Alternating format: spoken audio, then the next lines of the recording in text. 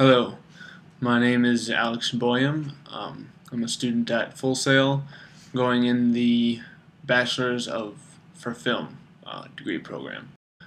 The person I chose to interview was a fellow student of mine. His name is Brandon Scott. He's also going for film. When I asked him the first question, we did this by email.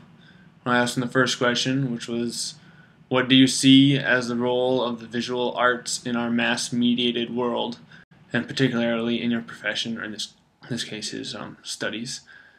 He answered by saying, the visual arts in today's world are meant to be an aid to some kind of story.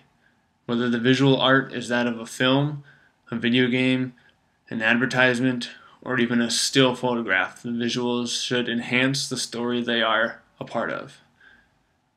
This is especially true within the film industry, where the story should always be the most important factor. A film with stunning visuals but no story underneath comes across as shallow, but when great visuals are combined with a great story, it adds up to a great film. For question number 2, which is, with new communications and media technologies, imagery is almost instantly available. Do you believe that this is having a positive or a negative influence on the industry? He said, it really depends on the individual layers of the entertainment industry. People making commercials or anybody who works in advertising really thrive in the modern technology heavy world because their work is available all over the place. Billboards, TV, commercials, online ads, it doesn't matter. It's all positive. In the film industry, it's a hit and miss. Too often, particularly nowadays, images overtake the story, and the film as a whole suffers for it. Oftentimes you have to wait for Oscar season to see a film with great plot and terrific visuals. In the realm of novelists, it's becoming a huge problem. Novelists thrive on words and imaginations, not concrete images. Nowadays, up-and-coming novelists are being asked about their story's potential for film adaptation. It's limiting the stories that are being told, which I kind of agree with. Lots of times you do have to wait for Oscars to see movies that really have good story. Otherwise, it's just the blockbusters that get shown on TV and stuff. So, question number 3, what popular images do you see that are frequently rechanneled throughout the entertainment industry?